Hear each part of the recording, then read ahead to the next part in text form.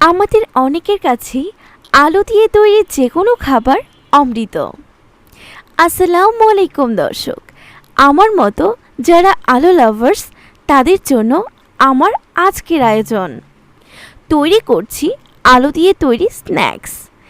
প্রথমেই দিয়ে দিচ্ছি 1 কাপ ময়দা, 1 চা চামচ লবণ। এরপরে দিয়ে দিচ্ছি পরিমাণ মতো রান্নার তেল, আনুমানিক 2 টেবিল চামচ। এখন হালকা একটু মেখে নিচ্ছি। এরপরে দিয়ে দিচ্ছি রুম টেম্পারেচারে থাকা পানি। পানির পরিমাণ বলছি না, তবে একটা পারফেক্ট ডো যাতে হয় সেই উদ্দেশ্যে পানিটা অ্যাড করতে হবে।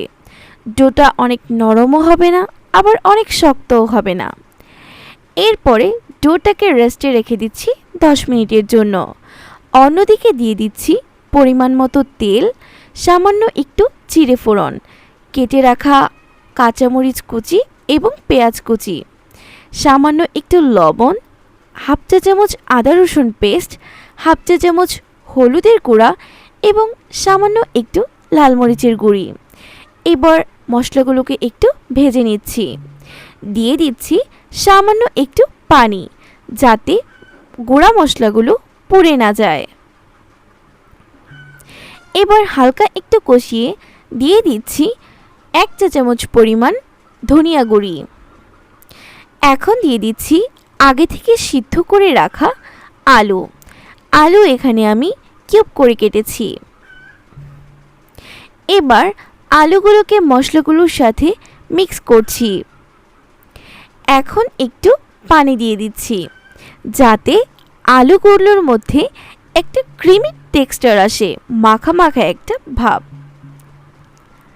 এখন ঢাকনা দিয়ে ওয়েট করছি 5-7 মিনিটের মতো। এরপরে ফিরে আসলাম 5-7 মিনিট পরে। দিয়ে দিচ্ছি পছন্দ মতো ধনিয়া পাতা কুচি।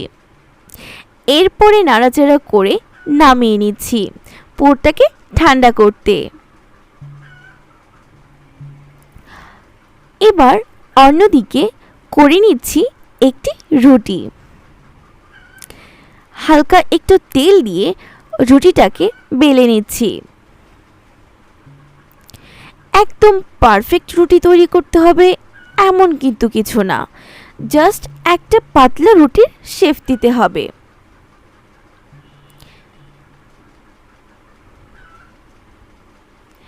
মোটামুটি একটা রুটি তৈরি করে নিয়েছি। রুটিটা কিন্তু একটু পাতলা হবে। এরপরে দিয়ে দিচ্ছি পছন্দ মতো আলুর পুরটা।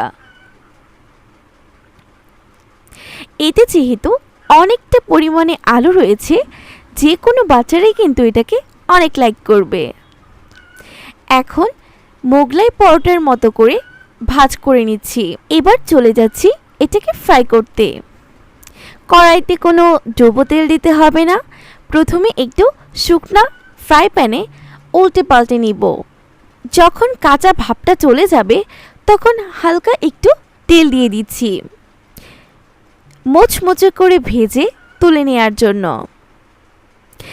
এবার 3-4 মিনিটের মতো সময় নিয়ে মোচমোচে করে ভাজলেই তৈরি হয়ে গেল আমাদের আলুর তৈরি স্ন্যাক্স। প্রিয় ভিউয়ার্স, ভিডিওটি ভালো লাগলে লাইক দিবেন, কমেন্ট করবেন এবং নিজের ফ্রেন্ডস অ্যান্ড ফ্যামিলির সাথে শেয়ার করতে ভুলবেন না। আজকের মতো বিদায় নিচ্ছি। আবার দেখা হবে অনলাইনে নতুন কোনো রেসিপির সঙ্গে। সেই পর্যন্ত সবাই ভালো থাকবেন, সুস্থ থাকবেন